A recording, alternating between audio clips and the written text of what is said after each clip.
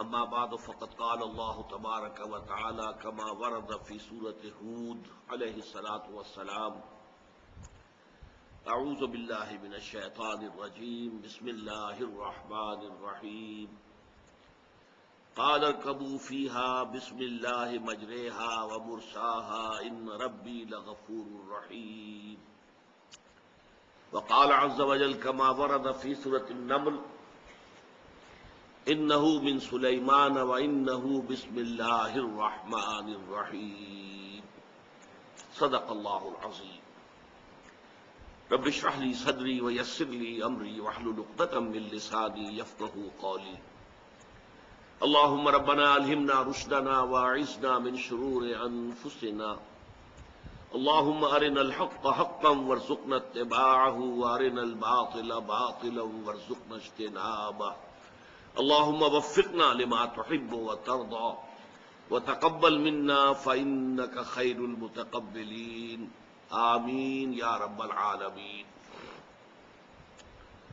مطالعہ قرآن حکیم کے جس منتخب نصاب کا سلسلے وار درس ان مجالس میں ہو رہا ہے،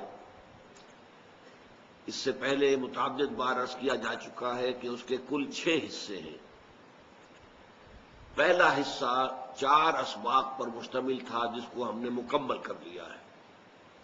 سورۃ العصر، آیت البر، سورہ لقمان کا دوسرا رکوع، سورہ حامیم سجدہ کی آیات 30 تا 36۔ یہ جامع اسباق تھے، یہ جوامع الکلم من القرآن، قرآن مجید میں جامع ترین مقامات۔ اب اس کے بعد جو 4 شرائط نجات بیان ہوئی ہے سورۃ العصر میں، ان میں سے ایک ایک پر ذرا تفصیلی مباحث آئیں گے۔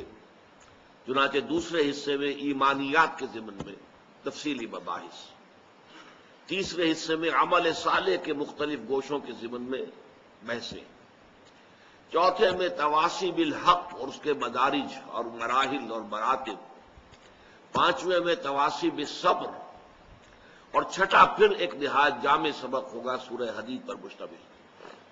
تو آج ہم اللہ کے نام سے جو دوسرا حصہ ہے شروع کر رہے ہیں، جس کا تعلق ہے ایمان کے مباحث سے۔ اس میں پہلا سبق جو ہے وہ آیت بسم اللہ اور سورہ فاتحہ پر مشتمل ہے۔ آیت بسم اللہ پر سب سے پہلے ہمیں گفتگو کرنی ہے۔ اس آیت کے بارے میں اگرچہ ایک اختلاف ہے اور ہمیشہ سے ہے، قدیم ہے، پرانا ہے، کوئی جدید نہیں ہے۔ آیا یہ آیت ہر سورت کا حصہ ہے یا نہیں ہے؟ سورہ فاتحہ سے پہلے لکھی ہے، سورہ بقرہ سے پہلے لکھی ہے۔ قرآن مجید کی 114 سورتوں میں سے صرف ایک سورت ایسی ہے جس کے شروع میں آیت بسم اللہ نہیں لکھی جاتی، اور وہ سورہ توبہ ہے۔ باقی 113 سورتوں کے شروع میں لکھی ہوئی موجود ہے۔ لیکن آیا یہ ان سورتوں کا حصہ ہے یا نہیں؟ اس ضمن میں مدینہ منورہ، بصرہ اور شام کے جو قرات ہیں، قاری حضرات، اساتذہ قرات، ان کی رائے یہ ہے کہ یہ کسی سورت کا حصہ نہیں ہے، بلکہ صرف بطور علامت، فصل کے طور پر، کہ یہاں سے ایک نئی سورت شروع ہو رہی ہے، یا ان 2 سورتوں کے مابین یہ ایک نشانی ہے فصل کی، اس کے طور پر درج ہے۔ اور یہ آیت قرآن مجید میں صرف سورۃ النمل میں آئی ہے، جس کی کہ میں نے ابھی تلاوت کی، کہ حضرت سلیمان علیہ السلام نے جو خط لکھا تھا ملکہ سبا کو، وہ شروع اس طرح ہوا تھا، انہ من سلیمان، یہ خط سلیمان کی طرف سے ہے علیہ الصلوۃ والسلام، وانہ بسم اللہ الرحمن الرحیم، اور اس کا آغاز ہے اللہ کے نام سے کہ جو رحمان اور رحیم ہے۔ صرف یہ مقام ہے قرآن مجید میں سورۃ النمل کی آیت نمبر 30 کہ جس میں یہ قرآن مجید کے متن کا حصہ ہے۔ باقی یہ صرف 113 مرتبہ لکھی گئی ہے، لیکن یہ قرآن مجید کی آیات میں شمار نہیں ہوگی۔ اس کے برعکس رائے ہے، یہ رائے جو ہے، جو میں نے عرض کیا کہ مدینہ منورہ اور بصرہ اور شام کے قراء کی ہے، یہی رائے جو ہے امام ابو حنیفہ کی ہے رحمت اللہ علیہ۔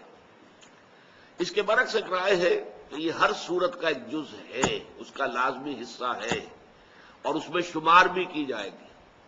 یعنی جب سورہ فاتحہ پڑھیں گے تو بسم اللہ الرحمن الرحیم آیت نمبر 1 ہو گئی، الحمدللہ رب العالمین آیت نمبر 2 شمار ہوگی۔ یہ دوسری رائے ہے کہ جو کوفے کے قراء جو تھے ان کی رائے ہے، اور یہ مکہ مکرمہ کے قراء کی رائے بھی ہے اور کوفے کی رائے ہے، اور یہی رائے امام شافعی کی ہے رحمۃ اللہ علیہ۔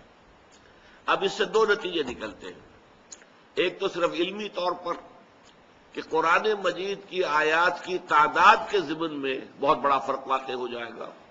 113 کا فرق تو یہی ہو گیا، آیا 113 مرتبہ آیت بسم اللہ شمار کی جائے گی یا نہیں کی جائے گی؟ کریں گے تو 113 تعداد بڑھ جائے گی، نہیں کریں گے تو گھٹ جائے گی۔ اور دوسرا فرق جو ہے عملی پیدا ہوتا ہے وہ نماز کے اندر، کہ جب امام شروع کرتا ہے جہری قرات، تو جو امام ابو حنیفہ کے پیروکار ہیں یا مدینہ منورہ اور بصرہ اور شام کے جو قراء ہیں ان کے پیروکار ہیں، وہ آیت بسم اللہ جو ہے وہ خاموشی سے پڑھتے ہیں۔ جہری قرات شروع ہوتی ہے الحمدللہ رب العالمین، اس لیے کہ ان کی رائے میں سورہ فاتحہ شروع وہاں سے ہوتی ہے، آیت بسم اللہ سورہ فاتحہ کا جز نہیں ہے۔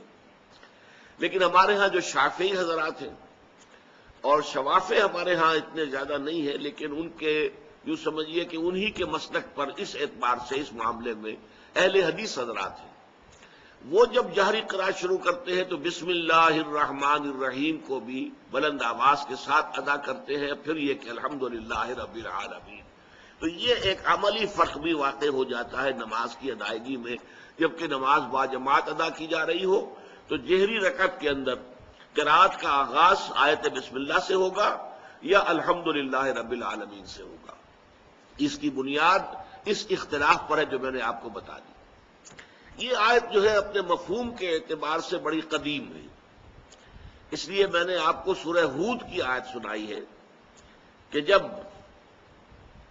حضرت نوح علیہ السلام کو اللہ نے حکم دیا کشتی بناؤ اور اہل ایمان کو اس میں سوار کر لو، اور پھر جب طوفان آیا اور وہ کشتی نے جو ہے اپنا سفر شروع کیا تو کہا گیا قالا، کہا انہوں نے ارکبوا فیہا، اے اہل ایمان اب اس میں سوار ہو جاؤ، بسم اللہ مجریہا و مرساہا، اللہ ہی کے نام سے ہے اس کا چلنا بھی اور اس کا لنگر انداز ہونا بھی، جب بھی وہ لنگر انداز ہوگی تب وہ اللہ ہی کے نام سے ہوگی۔ اور اسی طرح جیسا کہ میں نے آپ کو بتا دیا سورہ نمل میں حضرت سلیمان نے خط لکھا تو انہو من سلیمان انہو بسم اللہ الرحمن الرحیم، پوری آیت جو کہ تو اس خط کے اندر موجود تھی۔ تو اس سے اندازہ ہوتا ہے کہ یہ مضمون بہت قدیم ہے، اور یہ بات کہ جو کام بھی انسان شروع کرے وہ اللہ کے پاک نام سے شروع کرے۔ اللہ کے پاک ناموں میں یہاں پر 3 جمع کیے گئے ہیں، اللہ، رحمان، رحیم۔ چنانچہ اس پہلی نشست میں آج انشاءاللہ ان 3 ناموں پر گفتگو ہوگی۔ پہلے یہ بات سمجھ لیجئے کہ اس سے برکت کا حصول بھی مقصود ہے۔ ہم کوئی کام کرنے جا رہے ہوں، بسم اللہ الرحمن الرحیم، گویا کہ ہم نے انووک کیا ہے اللہ تعالیٰ کی رحمت کو، اللہ کی رحیمی شان کو، اللہ کی رحمانی شان کو، کہ اللہ تعالیٰ ہمارے اس کام میں برکت ڈالے، ہمارے اس کوشش کو بارآور کرے، نتیجہ خیز کرے۔ پھر اس میں یہ کہ جس شخص کو یہ عادت ہو جاتی ہے اس کے لیے ایک طرح سے یہ ایک انتباہ بھی بن جاتا ہے کہ کوئی کام شروع کرنے سے پہلے کوئی بھی کام تھا اور اس وقت اس کو شعور نہیں تھا کہ یہ کام جو میں کرنے چلا ہوں جائز بھی ہے کہ نہیں ہے، صحیح بھی ہے کہ نہیں ہے، لیکن جب کہے گا بسم اللہ الرحمن الرحیم تو اچانک چونک جائے گا کہ میں جو یہ کام کرنے چلا ہوں یہ تو اس اللہ کے حکم کے منافی ہے، یہ تو در حقیقت حرام ہے، ناجائز ہے، لہذا اس پر تو بسم اللہ الرحمن الرحیم گویا کہ بالکل اس کی متضاد کی حیثیت رکھتی ہے۔ تو یہ ایک جو ہے ایک سیلف وارننگ کا کام بھی اس آیت مبارکہ دیتی ہے کہ آدمی جب اس کو پڑھے تو یہ ایک شعور اس کے اندر پیدا ہو جائے، وہ ذرا سوچ لے، نگاہ باز گشت ڈال لے ذرا کہ جو ارادہ میں نے کیا ہے، جو کام کرنے کا میں نے فیصلہ کیا ہے، جس کا میں آغاز کرنے چلا ہوں، وہ صحیح بھی ہے یا نہیں، کہیں غلط تو نہیں، حرام تو نہیں، ناجائز تو نہیں۔ تو اس اعتبار سے ہر کام سے پہلے آیت بسم اللہ کا پڑھنا، ہر نیک کام سے پہلے تو لازم ہے، لیکن جب یہ عادت بن جاتی ہے تو پھر انسان ہر کام سے پہلے پڑھتا ہے، اور اس میں ایک طرح کی وارننگ جو ہے وہ اس کے لیے حاصل ہو جاتی ہے۔ اب آئیے اللہ تعالیٰ کے نام سے کہ جو رحمان ہے اور رحیم ہے، اس آیہ مبارکہ میں اللہ تعالیٰ کے 3 نام آئے ہیں۔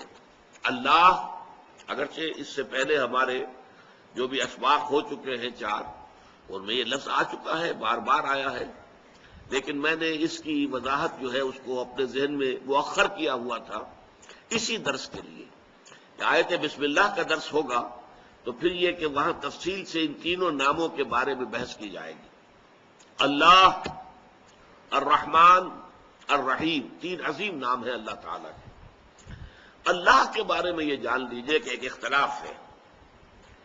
ایک رائے یہ ہے کہ یہ اسم جامد ہے، اسم علم ہے، یہ کسی مادے سے نکلا ہوا نہیں ہے، مشتق نہیں ہے۔ مشتق کہتے ہیں جو کسی لفظ علم سے، عالم، معلوم، یہ مشتقات ہیں۔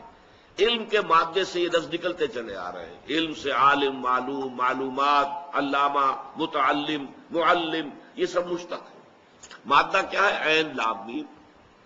تو ایک رائے یہ ہے کہ نہیں، جو اسم علم ہوتے ہیں، جو علامت کے طور پر اشخاص کے نام رکھ دیے جائیں یا جگہوں کے نام، اب لاہور کا نام لاہور ہے تو یہ کسی سے نکلا ہوا نہیں ہے، لاہور ہے بس، اس میں جامد ہے، یہ اس میں مشتق نہیں ہے، یہ کسی اور لفظ سے نکلا ہوا نہیں ہے، یہ تو اس میں علم ہے۔ تو ایک رائے یہ ہے اللہ تعالی کا اسم ذات ہے اور اسم جامد ہے، اور یہ در حقیقت مشتق نہیں ہے، اسم علم ہے۔ ایک رائے یہ ہے، اور خاص طور پر ہمارے جو صوفی حضرات ہیں ان کا خاص طور پر ادھر رجحان ہے، وہ اس کو اللہ کا اسم ذات سمجھتے ہیں، اس کے نقش بناتے ہیں، اس نقش کے اوپر توجہ مرتکز کرتے ہیں، میڈیٹیٹ کرتے ہیں، خاص طور پر لفظ اللہ کے اوپر۔ اس حوالے سے چونکہ ہمارے ہاں تصوف کے جو اعمال ہیں، جو اوراد اور جو مراقبے ہیں، ان میں اس لفظ کو بہت اہمیت حاصل ہے، لہذا ان کی رائے یہ ہے کہ یہ اسم جامد ہے، اسم علم ہے، یہ مشتق نہیں ہے۔ ویسے یہ کہ یہ اسم جامد ہے یا نہیں، اسم علم ہے یا نہیں، لیکن ایک بات بالکل واضح ہے کہ یہ اسم علم کے طور پر بیہیو کرتا ہے۔ یا اللہ ہم کہتے ہیں، اگر یہ الالہ ہوتا جیسا کہ دوسری رائے ہے تو یا ایھا اللہ کہنا پڑتا، ایھا ایڈ کیے بغیر ہم نہیں کہہ سکتے تھے، اس لیے یہ یا اللہ جب ہم کہتے ہیں تو اس سے ثابت ہوتا ہے کہ یہ اسم ذات ہے، واللہ عالم۔ دوسری رائے کیا ہے؟ دوسری رائے یہ کہ یہ الہ سے بنا ہے، جیسے اللہ کے باقی تمام نام جو ہیں وہ بھی اللہ تعالیٰ کے صفاتی ناموں پر الف لام داخل ہو جائے تو وہ نام بن جاتا ہے۔ علیم، علیم، صاحب علم ہستی، العلیم، یہ اللہ کا نام ہو گیا، وہ ذات جس کا علم کامل ہے، ابدی ہے، ازلی ہے، مطلق ہے، ذاتی ہے، یہ ساری بحثیں ہم کر چکے ہیں حقیقت و اقسام شرک کے ضمن میں۔ تو یہ العلیم، قدیر اللہ کی صفت ہے، قدیر، القدیر، رحیم، الرحیم، الف لام لگنے سے وہ نام بن جاتا ہے۔ اسی طرح الہ سے الف لام ایڈ ہوا ہے، الالہ، الالہ میں سے بیچ کا الف نکل گیا، دونوں لام جڑ گئے، اللہ۔ یہ ہے گویا کہ اس میں باری تعالیٰ کی گویا کہ گرامر کے اعتبار سے، لغت کے اعتبار سے یہ الہ پر الف لام داخل ہو کر بنا ہے۔ اب یہ کہ یہ الہ کا مادہ کیا معنی دیتا ہے، جیسے میں نے عرض کیا علم یہ مادہ ہے، اس مادے سے کیا کیا معنی نکل رہے ہیں اور اس کے مطابق الفاظ ڈھلتے چلے جاتے ہیں۔ تو یہ جو الف لام ہے کا مادہ ہے، اس کے کیا کیا مفہوم ہے؟ دیکھیے، ایک مفہوم ہے جیسے کہ کوئی کہے گا علیہ الفصیل الی امہ، کوئی دودھ دینے والا جانور ہے، کوئی بھینس ہے، گائے ہے، آپ نے اس کا بچڑا جو ہے یا کٹا اسے کہیں دور باندھا ہوا ہے کھوٹے کے ساتھ، اگر کہیں وہ اس کی رسی کھل جائے یا کھوٹا اکھڑ جائے تو دوڑ کر جائے گا اپنی ماں کے تھنوں کی طرف۔ یہ ہے علیہ الفصیل الی امہ، وہ بچہ جسے کہ ماں سے جدا کیا ہوا تھا، اس کو باندھا ہوا تھا علیحدہ، ماں علیحدہ بندھی ہوئی تھی، وہ بچہ علیحدہ بندھا ہوا تھا، وہ اگر چھوٹ گیا تو بجلی کی طرح دوڑے گا، وہ جائے گا علیہ الفصیل، گویا کہ انسان بے اختیار دوڑے کسی ہستی کی طرف، یہ ہے علیہ۔ اس معنی میں اس لفظ کے اندر جو مفہوم ہے وہ عوام الناس کا جو تصور ہے اللہ کا، تکلیف میں اللہ کو پکارنا، حاجت میں اللہ کو پکارنا، مصیبت میں اللہ کو پکارنا، کوئی بھی اس قسم کی صورتحال پیش آ جائے تو جیسے وہ ماں سے بچھڑا ہوا بچہ جو ہے وہ دوڑتا ہے ماں کی طرف، ایسے ہی یہ بندہ لپکتا ہے اللہ کی جانب، اللہ کی رحمت کی دہائی دیتا ہے، اللہ سے حاجت روائی کی درخواست کرتا ہے، اللہ سے رزاقی کا حوالہ دیتا ہے، پروردگار میں بھوکا ہوں، میرے لیے رزق کا بندوبست فرما۔ یہ گویا کہ علیہ الفصیل و الی امہ، اس سے جو مفہوم بنتا ہے یہ عوام الناس کا تصور الہ یہی ہے۔ اس سے بلندتر سطح پر عوام الناس کی اپروچ نہیں ہے، وہ میں بھی بعد میں آپ کو بتاؤں گا۔ اس کے علاوہ یہ ایک رائے یہ ہے کہ یہ ولاہ سے بنا ہے، ولاہن سے الہن بن گیا ہے، جیسے کہ وحدن سے احدن بن گیا ہے۔ واو اور الف جو ہے یہ حروف علت کہلاتے ہیں، الف واو اور یہ، اور یہ ایک دوسرے کی جگہ عدلتے بدلتے رہتے ہیں، تو ولاہن سے الہ بن گیا۔ اور ولہ ہم اردو میں بھی جانتے ہیں، والہانہ محبت، والہانہ محبت، بے انتہا محبت، والہانہ محبت، یہ تصور الہ ہے صوفیاء کا۔ اللہ وہ ہستی ہے جس سے محبت کی جائے، جس کے ساتھ والہانہ محبت ہو، بلکہ اس کے لیے ہمارا جو عام استعمال ہے لفظ محبت کافی نہیں، عشق، شاد باد عشق خوش سودائے ماں، اے طبیب جملہ علت آئے ماں، یہ تو کہا ہے مولانا روم نے، اور علامہ اقبال کیا کہتے ہیں، عقل و دل و نگاہ کا مرشد اولی ہے عشق، عشق نہ ہو تو شرع و دین بت کدے تصورات۔ جب تک انسان کے اندر اللہ کا عشق نہیں ہے، اللہ کی محبت، اور محبت کی وہ شدت جو ہے جس میں والہانہ انداز پیدا ہوتا ہے، وہ ہے لفظ عشق کے اندر، جس میں کہ ایک انسان جو ہے ماہی بے آب کی طرح تڑپے، وہ عشق اگر اللہ کے ساتھ نہیں ہے تو یہ شرع و دین، یہ قواعد و ضوابط، یہ نماز اور روزہ، یہ بتکدہ تصورات بن کر رہ جاتا ہے، یہ نرے ریچولز بن جاتے ہیں، رسومات بن جاتی ہیں، یہ رسومات کو پوجا جاتا ہے، نماز و روزہ و قربانی و حج یہ سب باقی ہے، تو باقی نہیں۔ تو صوفیاء کرام کا جو تصور ہے وہ یہ ہے کہ وہ ہستی جو محبوب ترین ہستی ہے وہ ہے الہ، اور اسی سے بنا اللہ، وہ ہستی کے جو واقعتاً کائنات میں محبوب ترین ہے۔ تیسری رائے یہ ہے کہ یہ لاہ یلوہ سے بنا ہے، اور عام طور پر عربوں کے استعمال میں لاہ، اللہم نہیں کہتے، لاہم، لاہم، لاہم، اس میں پہلے شروع میں الف نہیں ایڈ کرتے تھے، اے اللہ لاہم۔ تو یہ لاہ یلوہ کے دو معنی ہیں، ارتفع بہت بلند ہو گیا، اور احتجب چھپ گیا۔ اس اعتبار سے یہ فلسفیوں کا تصور الہ ہے، وہ ہستی کہ جس کی کنہ تک ہم نہیں پہنچ سکتے، جس کی حقیقت کو ہم نہیں جان سکتے۔ ہمارا سارا سرمایہ جو بھی ہے معرفت خداوندی کا، وہ صرف اس کے اسماء و صفات کے حوالے سے ہے، ذات باری تعالیٰ کے بارے میں ہم کچھ نہیں جانتے۔ اس کے بارے میں کہا ہے، فارسی کے اندر تو بہت اعلیٰ اس کا تصور جو ہے دیے گئے ہیں، اے برطرز خیال و گمان و قیاس و وہم، اے وہ ہستی برطرز خیال و گمان و قیاس و وہم، وز ہرچے گفتیم شنیدیم و خواندیم، جو کچھ تیرے بارے میں ہم نے پڑھا ہے، سنا ہے، اور جو کچھ ہم نے کہا اس سے تو بہت برتر ہے۔ احمد سرہندی رحمۃ اللہ علیہ مجدد الفسانی اپنے خطوط میں لکھتے ہیں، وراء الورا ثم وراء الورا ثم وراء الورا، وہ بہت بلند سے بلند، بلند سے بلند، ہمارے تصور سے، ہمارے خیال سے، ہر شے سے بلند ہے۔ تو وہ ہستی کے جو ہمارے وہم اور خیال اور تصور سے ماورا ہے وہ ہے احتجابا۔ اور بڑے پیارے الفاظ آپ کو سنا رہا ہوں امام راضی کے، فسبحان الذی احتجب لشدت ظہورہ، پاک ہے وہ ذات کے جو چھپ گئی ہے اپنے ظہور کی شدت کی وجہ سے، اتنی ظاہر و باہر ہے کہ نظر نہیں آتی۔ آپ سمجھے میری بات؟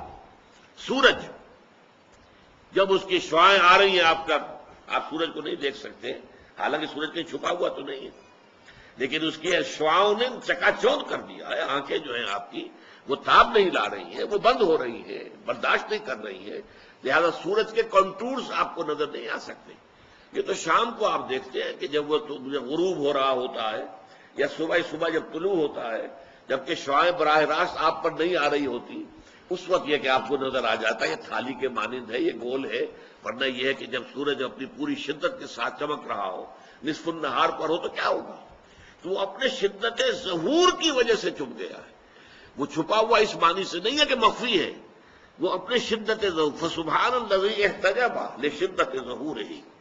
اور اسی لیے اللہ تعالیٰ کے ناموں میں سے دو نام، یہ سورہ حدید جو آخری ہمارا درس ہے میں نے آپ کو بتایا، اس میں آئے گا هو الاول والآخر والظاہر والباطن. وہی پہلا ہے، سب سے پہلا جس سے پہلے کچھ نہیں. وہی آخری ہے، سب سے آخر جس کے بعد کچھ نہیں. وہی ظاہر ہے، بالکل ظاہر، اظہر من الشمس. وہی باطن ہے، اتنا چھپا ہوا، اتنا مخفی، اتنا خفیہ کہ کوئی اسے جان نہیں سکتا، کوئی اس کے گناہ کو پا نہیں سکتا. تو الظاہر بھی ہے، الباطن بھی ہے. تو یہ لفظ اللہ کے اندر یہ تین تصورات ہیں. اسی اعتبار سے میں حیران ہوا کرتا ہوں کہ یہ لفظ کس قدر جامع ہے اللہ تعالیٰ کے اسماء میں سے، کہ اس میں وہ ایک عوام الناس کا تصور ہے، علیہ الفصیل الی امہ، اپنی ضرورت میں، تکلیف میں، کسی مصیبت میں، کسی حاجت روائی کے لیے پکارنا، بیماری میں ہے تو اللہ کو پکار رہے ہیں. عوام کا معاملہ یہی تک ہوتا ہے. اس سے آگے وہ محبوب حقیقی، مطلوب اصلی اور مقصود حقیقی بنتی ہے، ان کے تصورات سے ماورا چیزیں. لیکن صوفیاء کرام محبوب حقیقی، اور وہ کہ جس کی محبت جو ہے، جس میں سرایت کر چکی ہو جان کے اندر، اور انسان کے وجود کا ایک جزو لا ینفک بن جائے. اور تیسرا یہ کہ فلاسفہ تو یہی کہیں گے ہم نہیں جانتے. ایگنوسٹسزم کسے کہتے ہیں؟ ہمیں کچھ حقیقت کا پتہ نہیں ہے، ہم حقیقت کو جان ہی نہیں سکتے. اور یہ باقاعدہ ایک مکتبہ فکر ہے، ایگنوسٹسزم. اسکیپٹسزم کسے کہتے ہیں؟ ایگنوسٹسزم کہتے ہیں لا ادریت، لا ادری، میں نہیں جانتا، لا ادری، لا ندری، ہم کچھ نہیں جانتے، کچھ نہیں جان سکتے. یہ ہے ایگنوسٹسزم. اسکیپٹسزم ارتیابیت، ہر چیز کے بارے میں شک، پتہ نہیں یہ کائنات بھی ہے کہ نہیں ہے، پتہ نہیں میں ہوں بھی کہ نہیں ہوں، یہ میرا وہم ہی ہے، خیال ہی ہے، گمان ہی ہے. اب یہ ارتیابیت ہے، یہ اسکیپٹسزم. تو فلسفی تو پیور فلسفی جو ہوگا وہ یا ایگنوسٹک ہو جائے گا اور یا اسکیپٹک ہو جائے گا. جب تک کہ فلسفی وہ جو ہم نے لقمان کے ذکر میں پڑھا تھا، فطرت سلیمہ کی روشنی اور رہنمائی میں عقل سلیم سفر کرے، وہ جو فلسفہ نہیں بلکہ حکمت وجود میں آتی ہے، وہ بالکل مختلف شے ہے. لیکن پیور فلسفی جو منطق کی بنیاد پر اور خالص عقل کی رہنمائی میں چلے گی، اس کی جو منزل ہے آخری، وہ ایگنوسٹسزم ہے کہ کچھ پتہ نہیں، یا اسکیپٹسزم ہے، ارتیابیت. یہ ہے تین لیولز ذات باری تعالیٰ کے ضمن میں. اللہ، یہ اللہ تعالیٰ کا وہ نام ہے جو سب سے کثرت کے ساتھ قرآن مجید میں آیا.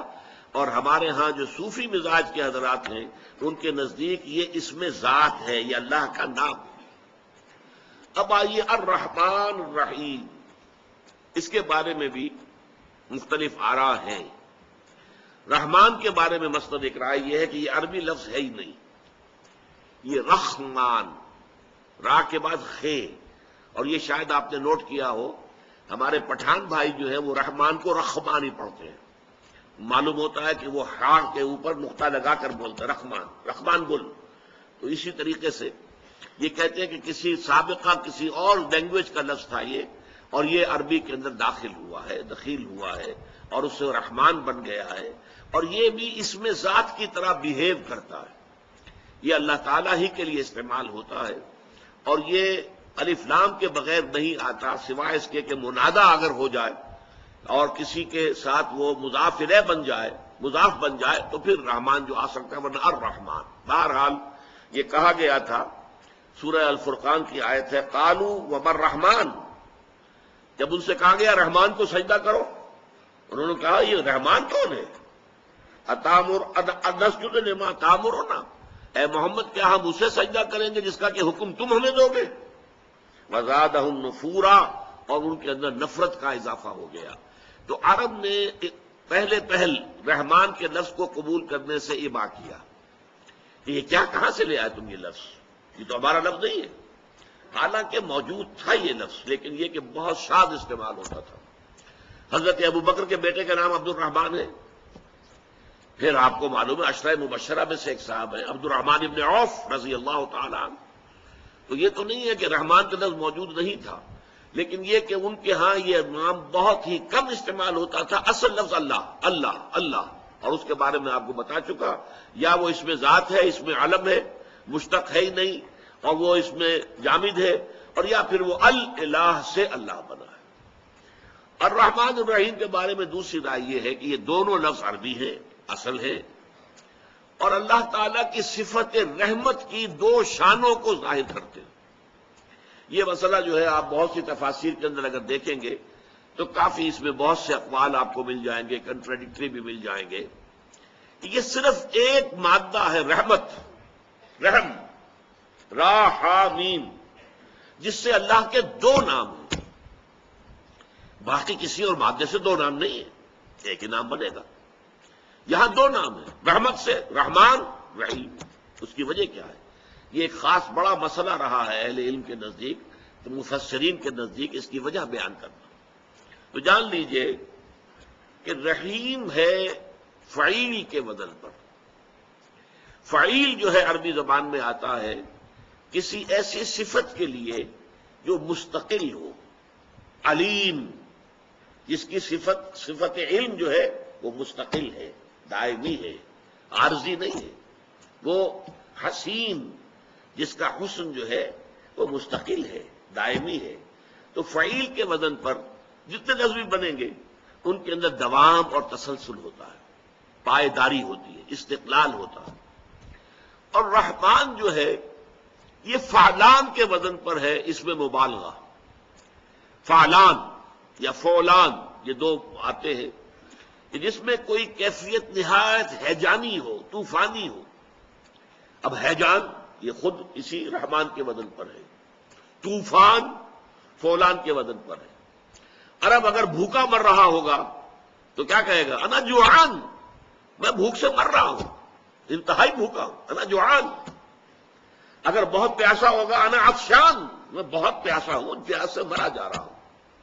اسی طرح قرآن مجید میں لفظ آتا غضبان، نہایت غضبناک، نہایت غصے میں۔ یہ لفظ کس کے لیے آیا ہے؟ حضرت موسیٰ علیہ السلام جب اللہ تعالیٰ سے ہم کلام ہو رہے تھے کوہ طور پر، تو وہاں اللہ تعالیٰ نے فرمایا کہ تمہاری قوم کو تمہاری غیر حاضری میں سامری نے گمراہ کر دیا ہے، اور انہوں نے ایک بچڑا تراش لیا ہے، بنا لیا ہے، اور بچڑے کو پوجنے لگے۔ اب اس کی سے جو غصہ آیا ہے اپنی قوم پر، اور حضرت موسیٰ علیہ السلام آپ کو معلوم ہے جلالی مزاج کے آدمی تھے، قبطی کو ایک مکہ مارا تھا مصری کو، اور اس کی جان نکال دی تھی۔ اسی کے نتیجے میں پھر وہاں سے مفرور ہو کر جانا پڑا تھا مدین، اور وہاں رہے کئی سال، 10 سال لگے۔ یہ مزاج جو ہے، تو جب وہ واپس آئے ہیں تو غضبان اسفا، موسیٰ جب لوٹے ہیں تو نہایت غضبناک تھے اور نہایت افسوس کے اندر کہ میری قوم نے، جس کو اللہ نے میرے ذریعے سے نجات دی، غلامی کے بندھنوں میں بندھے ہوئے تھے، انہیں پرسیکیوٹ کیا جا رہا تھا، ان کے بیٹوں کو قتل کر دیا جاتا تھا پیدا ہوتے ہی، اور بچیوں کو زندہ رکھتے تھے اپنی خدمت گزاری کے لیے، اور آج یہ ہو گیا کہ انہوں نے بچڑے کو معبود بنا لیا۔ تو جو غضب اور جو غصہ آیا ہوگا اس کا ایک ظہور بھی ہوا کہ انہوں نے وہ جو جن پتھر کی سلوں پر، تختیوں پر تورات کے احکام عشرہ اللہ تعالیٰ نے لکھ کر دیے تھے، وہ تو زمین پر پٹک دی، اور حضرت موسیٰ علیہ السلام کی داڑھی بھی پکڑ لی اور پیشانی کے بال بھی پکڑے، اور دونوں کے پکڑ کے کھینچا اپنی طرف غصے میں کہ تم نے یہ میری خلافت اور نیابت کا کیا حق ادا کیا؟ میں تمہیں بنا کر گیا تھا اپنا خلیفہ، اپنا نائب۔ تو غضب کا یہ عالم تھا۔ تو اس وقت میں بیان کر رہا تھا کہ اس وزن پہ جو لفظ آتے ہیں، غضبان، عطشان اور طوفان، جوعان، یہ سارے ہیں کسی شے کے اندر انتہائی ہیجان بھی اسی وزن پر ہے، جوش و خروش کی انتہا۔ اس اعتبار سے نوٹ کیجئے تو بہت سی باتیں کہی گئی ہیں، مثلاً اللہ تعالیٰ کی صفت رحمانیت کا تعلق تخلیق سے ہے۔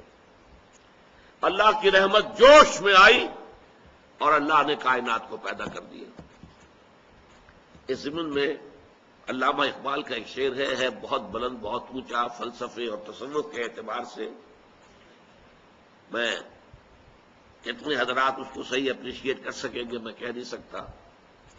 بضمیرت آرمیدم تو بے جوش خود نمائی بکنارہ برفگندی در آبدار خود را. اے اللہ میں تو تیرے ہستی کے اندر آرام سے سو رہا تھا. اب یہ فلسفے کا مسئلہ ہے. اللہ تعالیٰ نے کائنات تو پیدا کی ایک خاص وقت میں، اس سے پہلے اللہ کو کائنات کا علم تھا یا نہیں تھا؟ علم تو قدیم تھا. مجھے اللہ نے پیدا کیا 1932 میں، لیکن اللہ تعالیٰ کے علم میں تو میں ہمیشہ سے موجود تھا. تو صور علمیہ کے اعتبار سے ہم اللہ کے علم میں ہمیشہ سے موجود تھے. تو میں تو اے اللہ تیرے علم کی گود میں میں آرام سے پڑا ہوا تھا، سو رہا تھا. تو نے اپنی خود نمائی کے جوش میں تجھے جوش آیا کہ اپنے آپ کو ظاہر کرے. یہ ہے وہ فلسفہ کہ جو علت تخلیق کے سلسلے میں واحد ایک بات ہے جو کہی گئی ہے، اگرچہ جو حدیث اس سلسلے میں بیان ہوتی ہے محدثین اس کو تسلیم نہیں کرتے. کنت کنزن مخفیا، حدیث قدسی ہے مبینہ طور پر. کنت کنزن مخفیا، میں ایک چھپا ہوا خزانہ تھا. میرے اندر قوت تھی، طاقت تھی، کریٹو پوٹینشل تھا، تخلیقی صلاحیت تھی، لیکن ابھی خفیہ ہے، مخفی ہے. کوئی اس کا دیکھنے والا ہے ہی نہیں، کوئی اس کا اپریشیٹ کرنے والا ہے ہی نہیں.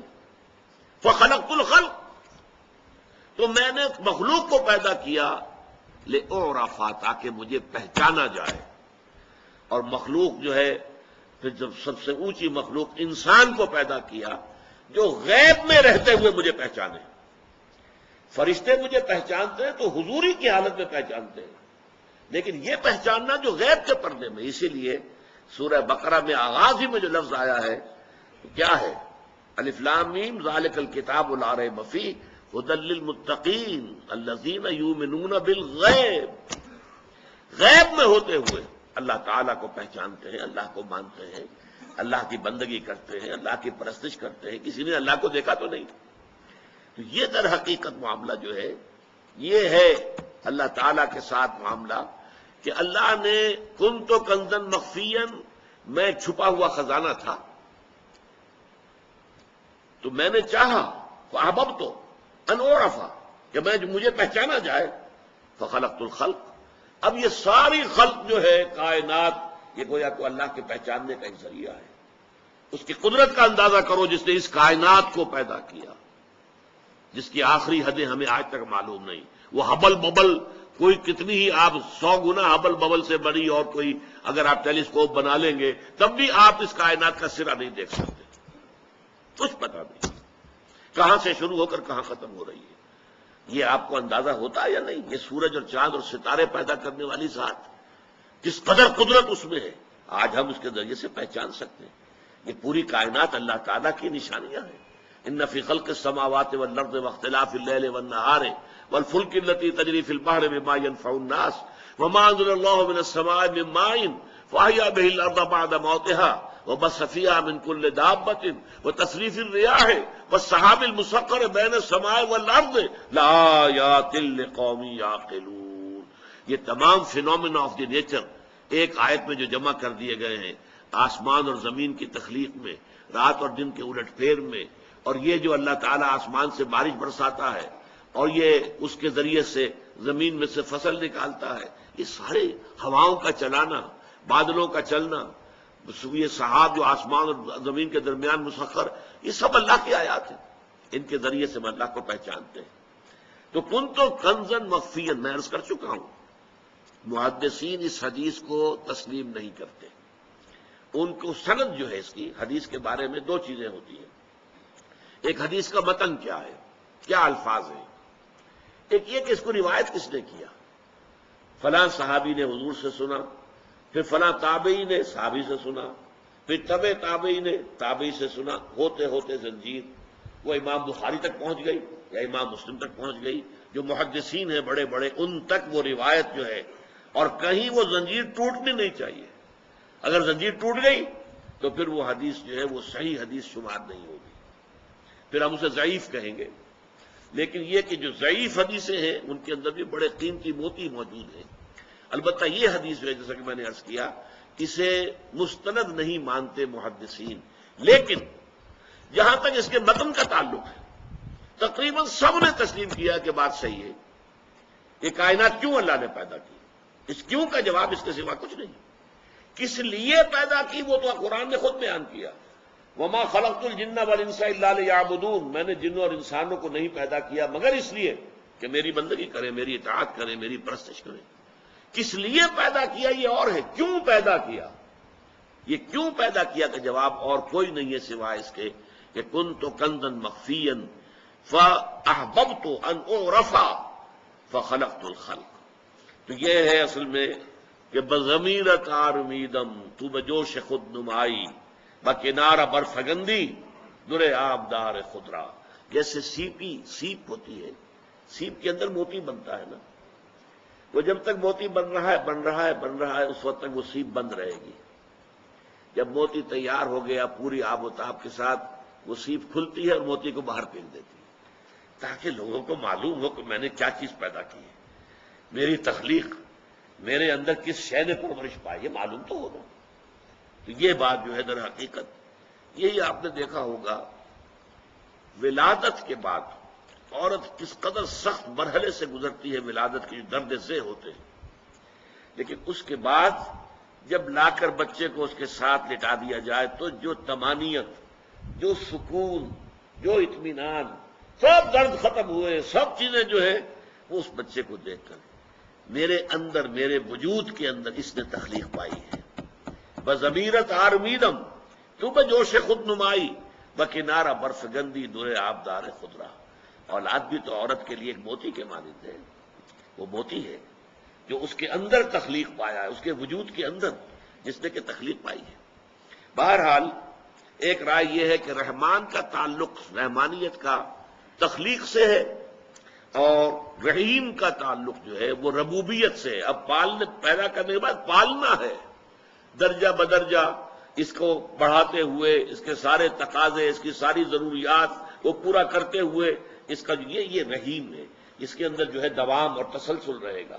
پیدا کرنے میں ایک جوش، اسی طریقے سے ایک لفظ استعمال ہوتا ہے عام طور پر ہمارے سابق مفسرین، رحمان الآخرہ، رحمان الدنیا و رحیم الآخرہ۔ دنیا عارضی ہے، اس عارضی دور میں اللہ کی صفت رحمانیت کا ظہور ہوتا ہے، اور آخرت وہ دائم ہے، مسلسل ہے، ہمیشگی والی ہے، اس میں اللہ تعالیٰ کی صفت رحیمیت کا ظہور ہوتا ہے۔ ایک رائے یہ ہے، لیکن یہ کہ اس کے اندر بہترین رائے جو میرے نزدیک ہے، اب میں آپ کے سامنے عرض کر دوں، میرے نزدیک اس کی جن حضرات نے یہ رائے دی ہے میں ان سے متفق ہوں۔ یہ دو کیفیات ہیں جس کا کہ ہم اندازہ کر سکتے ہیں ایک تمثیل کے ذریعے سے۔ فرض کیجئے کہیں کسی بس کا ایکسیڈنٹ ہو گیا، آپ گاڑی میں سفر کرتے جا رہے تھے، آپ رکے، دیکھا، آپ نے دیکھا کہ ایک ماں، ایک بچہ، ماں فوت ہو گئی ہے، مر گئی ہے، اور شیر خوار بچہ جو ہے وہ اس کی چھاتی سے چمٹا ہوا رو رہا ہے، باپ یا کوئی اور رشتہ دار ہے ہی نہیں، اس عورت کی آئیڈینٹیفیکیشن بھی نہیں ہو رہی۔ کون انسان ہوگا کہ جس کے دل میں رحمت کا ایک ٹھاٹھے مارتا ہوا سمندر پیدا نہیں ہو جائے گا؟ یہ بچہ جو رہ گیا ہے بالکل بے آسرا، اس کا کوئی سہارا نہیں رہا، میں اس کی سرپرستی قبول کر لوں، میں اسے لے لوں، میں اسے پروان چڑھاؤں، اس کی کفالت کا ذمہ میں لے لوں، یہ ہے جوش آپ کے اندر، رحمت کا، رحمانیت والا جوش پیدا ہوا۔ آپ نے کہا یہ بچہ بھائی میں اس کی پرورش میں دیتا ہوں، اپنے ذمہ دیتا ہوں، اس لیے کہ اس کی کیفیت کو دیکھ کر آپ کے اندر وہ جوش پیدا ہوا آپ کی رحمت میں۔ لیکن عین ممکن ہے کچھ ہی دنوں کے بعد آپ پچھتائیں، یہ میں کیا کر بیٹھا، میرے اپنے بچے اتنے تھے، پہلے اتنا بوجھ تھا، ایک اور بوجھ میں نے لے لیا ہے۔ چونکہ ہمارے ہاں وہ جوش تو ہے، دوام نہیں ہے۔ اب اللہ تعالیٰ کی صفت رحمت کیا ہے؟ جوش بھی ہے، دوام بھی ہے، اور دونوں مستقل ہیں۔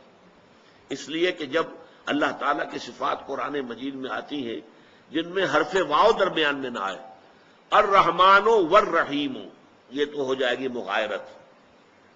اللہ تعالیٰ کی صفات جہاں قرآن میں آتی ہے واو حرف نہیں آتا بیچ میں، صرف ایک استثناء ہے، چونکہ اس آیت کا حوالہ آج آ چکا تھا اس لیے میں بیان کر دیتا ہوں۔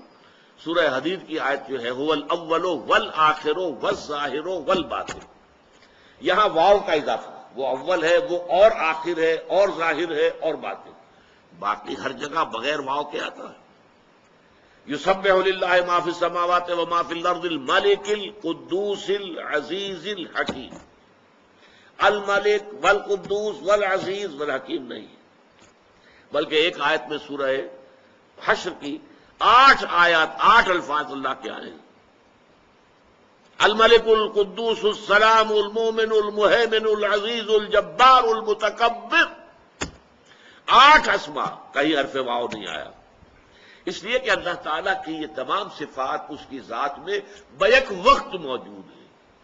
واو ڈالیں گے تو اس میں فصل ہو جائے گا، اور فصل جو ہے ذات باری تعالیٰ کی صفات کے اندر صحیح نہیں ہے۔ اللہ کی تمام صفات اس کی ذات میں بیک وقت موجود ہے، تو اس کی ذات میں رحمت خداوندی جو ہے وہ شان رحمانیت کے ساتھ اور شان رحیمیت کے ساتھ بیک وقت موجود ہے۔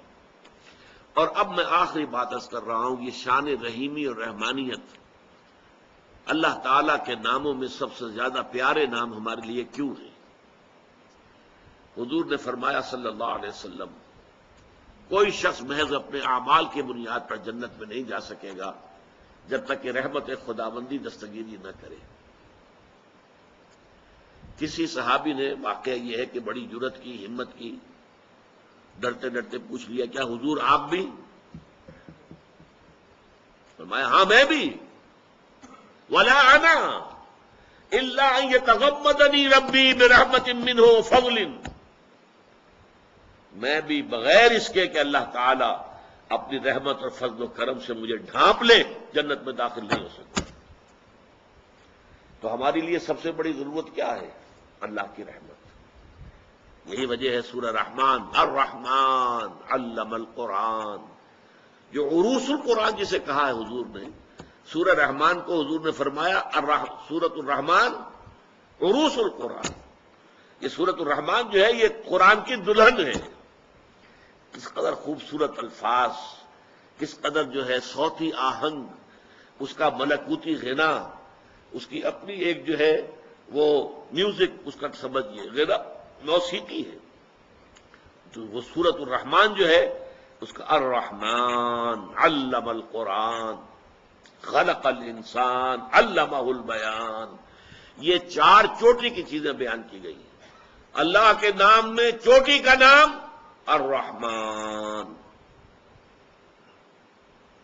اللہ نے جو کچھ سکھایا انسان کو اس میں چوٹی کا علم، علم القرآن، اللہ نے جو کچھ تخلیق فرمایا اس میں چوٹی کی تخلیق، کلائمیکس، خلق الانسان، اور انسان کو جو صلاحیتیں عطا فرمائیں ان میں چوٹی کی صلاحیت علمہ البیان، اسے بیان کی صلاحیت عطا فرمائی۔ یہ ہے 3 اللہ تعالیٰ کے اسماء الحسنی جو قرآن میں بار بار آتے ہیں، بار بار آتے ہیں۔ الرحمن الرحیم تو ایک جوڑے کی شکل میں بہت مرتبہ قرآن مجید میں وارد ہوئے ہیں، تو یہ تینوں کے بارے میں آج میں نے چاہا کہ قدر تفصیل سے آپ کے سامنے بیان کر دوں۔ ظاہر بات ہے کہ ہمارے درس کے دوران یہ آئیں گے تکرار کے ساتھ، لیکن یہ کہ ہر موقع پر اس کی یہ وضاحت ممکن نہیں ہے۔ بارک اللہ لی و لکم فی القرآن العظیم ونفعنی وإیاکم بالآیات والذکر الحکیم۔